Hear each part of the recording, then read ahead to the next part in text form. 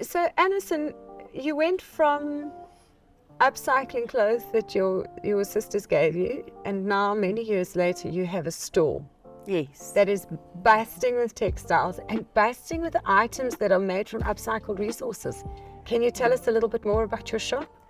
Yes, Melanie, I started, from home some years ago and sort of outgrew it. And my problem is that I have such a varied passion for different textiles and different things. Realizing that I'm outgrowing my home environment, and because I do so much that I had to expand into something. And now with a shop here at Prison Break, it's allowed me to expand into different areas where I've had a passion to do, but not been able to have the space. So now what I love the most is that we are able to do alterations for people. So you can bring in anything. It doesn't really matter as long as it's textile driven. You can bring it to us and we can help you amend it or change it or make it bigger or whatever it is. And I think that's very rewarding because there's a lot of people out there that can't really afford to buy new clothes, but their wardrobe is quite adequate to actually make changes to and still, allow you to have new clothing within your own clothing. And that's kind of exciting. So we do a lot of that. Okay. We do a lot of alterations for people, whether making jeans bigger or smaller or anything like that, or changing things into bags or whatever it might be. And I think that's one of the biggest pleasures that I have, that you can actually have that outlet to be able to help other people change things just to make it work for them. Yes. Do you find that in the current economy there are more people looking to mend and amend clothing rather than buying new? Yes, absolutely. I think people are starting to realize that there is quite a lot of money in your existing wardrobe. Yes. And you're able to change it. Even it might be a small change. There's a lot of ladies that, like I know, I love 3/4 sleeves. But if you buy something with a short sleeve, what do? Yes. And if you're not a sewer, there's very little. But if you bring it to us, we'll add on a piece, whether it be lace or something else or something matching, and vice versa. So little changes can go a long way into making your wardrobe rework again for yourself. Yes. So there's actually quite a lot you can do. We can even turn something into a completely new outfit. Yes. Which you will have experienced. So shall I hop up and show everyone quickly? Let's see if I can do this in shot. So this is a skirt that Allyson made for me from a bunch of trousers that she bought that shrank. So, and my jacket. Isn't that beautiful? Awesome. So, Allyson, you are a multi-talented lady and you do some amazing work that you are very, very humble about and you don't tell many people about. So today I would like you to tell everybody watching about the work that you do into prisons with upcycled textiles and with skills development and all of that. Thank you, Melanie. It was laid on my heart about 5 years ago, where I got a phone call from an inmate, or rather an inmate's brother, asking me if I would be prepared to go teach at the prison. Okay, so how did he know about your teaching? They actually Googled and did a lot of research into finding a place that not only did offer just sewing, but that offered different crafts. Okay. And then they found me because I do crochet, I do knitting, I do sewing, I do beading, I do resin work, I do just about anything to do with textiles. Yes. And they didn't want to let me go. I initially said no. I was very scared to go to the prison, and always believed that they were there for a reason, and I was too scared. And I actually turned them down. And I turned them down over a period of 6 months. They just didn't stop. And after the 6 months, I think God worked on my heart and said, you really need to do this. And then I agreed. And I've been doing it now for 5 years. Wow, that's interesting. So what's it like to go into a prison to teach skills? What's that real experience like? That must be quite frightening. Man, the first initial, let's say, appointment or even interview as such was the most scary part of my entire life, because I'd never had any access to a prison, let alone seeing thousands of orange uniforms. Yes. And I was invited into the prison to Medium C in Leeuwhoek, and just to explain the program, I had developed a program around upskilling them in various things, and I needed to go in and explain it to the inmates and find out if they would be keen to do this. Yes. They would be getting a certificate at the end to show their skills and stuff like that. And that was very scary, Melanie. I walked in and all I just saw was orange uniforms. It was like a tennis court. That's how the size of the place was. And I stood right in the middle of all these uniforms around me. I was with one warden and my assistant. And I was busy talking to them when I found that my assistant and the warden had disappeared. And here I was amongst all these people alone. My heart sank. I was like, where are you, Did you feel unsafe? I felt terribly unsafe. This is all men. Yes. So you think, what are you doing as a woman inside the men's prison? And you're alone? Yes. And so it was very frightening. Yes. Until I did locate them at one stage at the end of the passage, sort of, and they were talking. Then I felt better. But and that's how it started initially. And I think for the first few appointments that I went in to start the program, it was scary. It was really scary, because you never knew, like, what would they do. You are a female. Yes. Amongst males. And so did you have any really scary incidents? Never. In the last 5 years? Never. Wow. Never. So you've been working directly into a prison, and you've never, from that first day, nothing negative has happened? Nothing negative. Nothing at all. I have been warned numerous times not to be complacent. There are criminals. So you always have that sense of be careful kind of thing. But the guys that I'm teaching are, how can I put it, have become like family. Yes. Because they really look forward to seeing me. They like some of them are like little children, come running, pack, help me with my bags, take me to where they are, smile, they have smile ear to ear when they see me. And now it's become more than just a skills program. It's become something showing that these guys actually need me. Yes. They really look for that skill. They just love what I teach them. And how many times the program I've sort of felt it's not going anywhere, I need to stop this. I just can't. I just can't. What keeps you going? Them.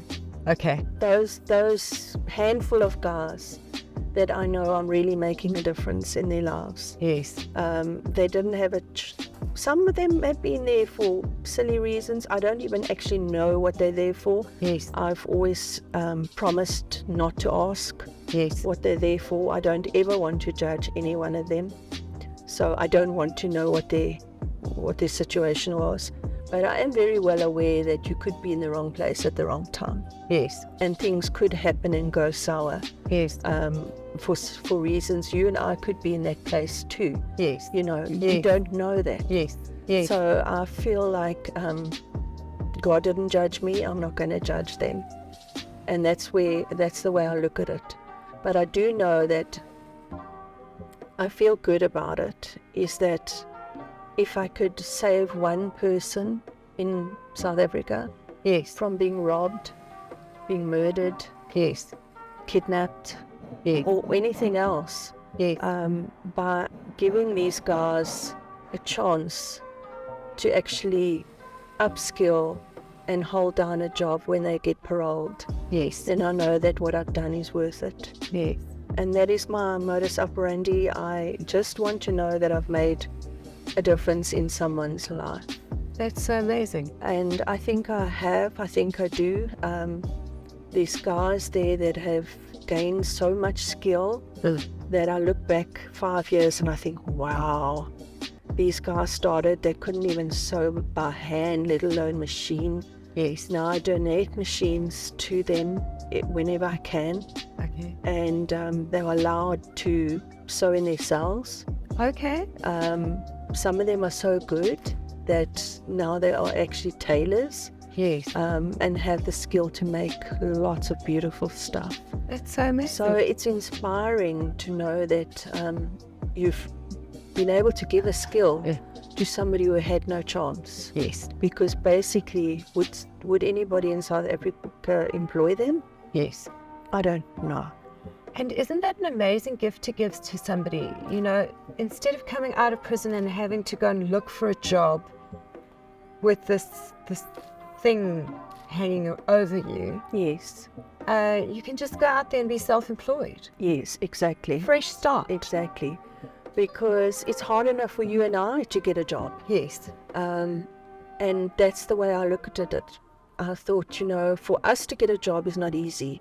But for them to get a job with a record, wow, that's not going to be an easy task. Yes. And especially in the climate that we have now, everybody's very much anti each other and hard on each other and very negative. Yes. And I feel just the climate that they can now have a sewing machine when they come out and just start making stuff. Yes. And I've also made the promise to them that when they're out, they can still work through me. Okay. So they can still come and get stuff from me Yes. and still sell their stuff here. Oh, that's So amazing. it does not end just with me going in. It still helps them when they come out. So you actually offer them a sustainability plan beyond their incarceration. That's so beautiful. I still want to expand on that. I have plans, but at this stage not able to get there yet. Yes. Financially, but they will come. And I have helped one guy that has gone out as a tailor, Okay. and he's got his own business and he's doing quite well. That's amazing. So that's an achievement I feel that I'm proud of that he's done. Second one has come out. He's in the process of reaching me because they first send them home, and then once they've done their thing, then they could come back. So he has been in touch with me that he will be coming. Okay. So I'm waiting for him. Now you've mentioned once or twice these sewing machines that are donated. Where do they come from? Two places really. I do appeal on my Facebook for anybody that doesn't need their sewing machines anymore to please donate. Okay. I do get a few donated, and then those I have to service first. Yes. I make sure it works. Yes. That I service out of my own pocket. Okay. And then once I know it's correct, then that gets donated to the guys. I give the most developed person sort of that has the most talent, Yes. and then it goes down accordingly. Okay. And then the service of those machines, I hope to maintain. Once they are having a problem with the machine, they give them back to me, and then I need to get them fixed or repaired. Okay. And then the second thing is that I purchase my own sewing machines, and I go and look on Marketplace, and I look for preferably the old metal ones. Yes. Not the plastic ones, because they can break very easily. And I look for those, and I buy them. Okay. But to find that little needle in the haystack is not always that easy. Yes, But I do yes. constantly buy sewing machines. So, Allyson, am I hearing you correctly that you are self-funding the work into the prisons? Totally, 100%. Wow. You have no backing? Nothing at all. No grants, no... Nothing. I have tried numerous times, and a lot of people have said to me, why don't you go and get corporate sponsorship? Well, Melanie, I've tried. Okay. I promise you, I have tried many banks. I will not mention any names. I have tried many corporate, let's say, big guys. Yes. But I do believe, and I might be wrong, I do believe that this is not something that they would like to be associated with. Okay. And I have to realize these are criminals. Yes. And it could ruin their image Yes. as well, because why sponsor criminals when they have done things they shouldn't have done? Yes. So I do understand that they don't want to support. Yes. And I don't hold it against anyone or anything, but it's not easy to get funding for this. Yes. You know, people would rather fund pensioners or children or animal welfare, all those kind of things, but nobody wants to sponsor a criminal. Yes. Yes. So I do believe that God will provide, and He has provided up to now. It's amazing. And I do realize that if I give a sewing machine, I'll get a sewing machine in place. And it's just amazing that things do come in, and people do provide. Okay. Okay. Not so many machines. I would prefer to have more than I do get, but it's also a deserving factor. It teaches them that they can't just, get. They have to wait for their machine, and once they get it, they're excited, they're happy, and they keep it. Because let's face it, criminals are criminals, and if they get something and they want a cigarette or they want this and they don't have it, they'll sell what they have. So it's very, very hard initially to realize that it's a different culture. Yes. It sounds to me as though you've had to make peace with a lot of things in this process. I have. So what keeps your courage going to keep going back to it? Because a lot of people will hear this story and go, sorry, not me, I'm not that patient with this. It has been challenging. Okay. I've had a lot of assistants in the past, volunteers, that have given up because of that reason and just said, no, it's too much. Okay. And it's draining. Yes. It's draining because you're constantly teaching, constantly showing something. You also want to be part of skills. So if we go and teach them, for example, how to put in a zip in something, I want that back in order to rate you so that you've passed that little test. Yes. They don't often give it back. Okay. So for me, it's also a challenge because I'm like, how can I put that on your report or your certificate if you haven't given it to me? Yes. So it's a mindset of like, what you've given me is mine. Yes. So it's also teaching them that don't always just keep everything. You have to give back also. Yes. In order for you to progress. Yes.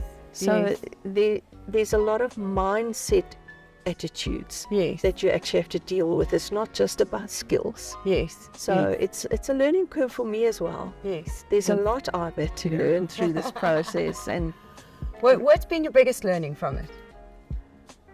man, that's actually difficult. But I think it's to be more accepting. More accepting of the person, who you are, what you do, and everyone is different, and everyone has something that they're very talented or good at. So I've learned to accept them for who they are. Sometimes it's been very hard. I'll also tell you this little story, which is also something very close to my heart. I had this one man. He's no longer part of the program. I think he was paroled. But he was a real man with big hands. And he wanted to learn to crochet. Okay. And I said to him, I'll teach you how to crochet. Okay. He couldn't hold this hook. Okay. He really battled to hold the wool. Okay. And I said to him, you are going to learn, so don't give up. You're going to persevere. And it took him, Melanie, 6 months to do the basic stuff. Like 6 real months. basic stuff. It took him a long time just to get how to do a basic thing. Yes. And I just felt that was such a big win for me, because now when I look back, just before he left, he was making the most amazing stuff. In fact, he made a cardigan, Wow. a whole cardigan for his wife Okay. while he was in prison. Wow. And it was beautiful. Oh, wow. And What a that's- beautiful story. That, for me, is the reason I go back. Oh, that's so beautiful. So he took 6 months to learn a skill. Just a little, like a granny square. Yes. He learned how to make one square. Wow. And out of that, he made a jersey. That's and amazing. I still get goosebumps when I think about it. That's so amazing. Because he's not able, even if nothing else comes of it, he's able to make jerseys for the rest of his life, because Yes. he's got that skill. Yes. He can make for his children and his Yes, family. He can yes. make jerseys. And what a wonderful love letter to his wife also, because he went in with no skill and now he's coming out Yeah.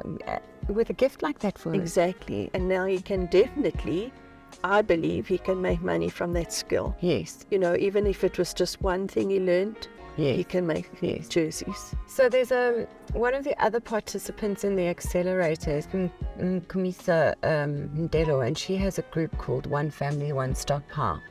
And we were also chatting with Pamela Pariachi, who has Woman Pact, and she's very much working around gender-based violence. Okay. And we had the conversation last week where we were saying that the conversation isn't just for women and about women. We need to bring the men into it. And when men have jobs, goals, values, pride, the gender-based violence will come to an end. Yes. But I feel that that's the side of the conversation at the moment that we're neglecting a little. Exactly. A lot of people ask me, think that I'm teaching ladies, and I'm not. I'm teaching only the men. And then I do get people saying, but why are you teaching men how to crochet? Or like, that's a female skill. So I said, no, it's not.